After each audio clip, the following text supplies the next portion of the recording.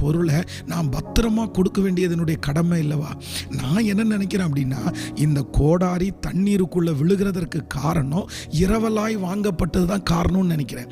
இப்போ ஒரு கோடாரியை வாங்கும்போது அந்த ஓனர் கையில் இருக்கும்போது அதில் சரியாக ஆப்படிச்சிருக்காங்களா என்னன்னு வேற ஒரு தெரியாமல் இருக்கலாம். இவர் வெட்டும்போது அது உருகி கீழே ஒருவேளை அது தண்ணீருக்குள்ளே விழுந்திருக்கலாம். அப்போ ஆண்டவருடைய பிள்ளைகளே, நம்ம ரொம்ப ஜாக்கிரதையாக இருக்கணும்.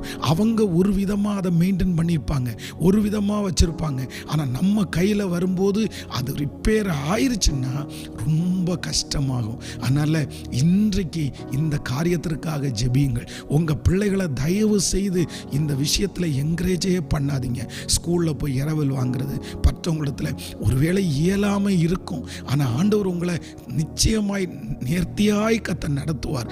முடிஞ்ச வரைக்கும் இந்த காரியத்தை நீங்கள் அவாய்ட் பண்ணிக்கிறது ரொம்ப நல்லது. ஒருவேளை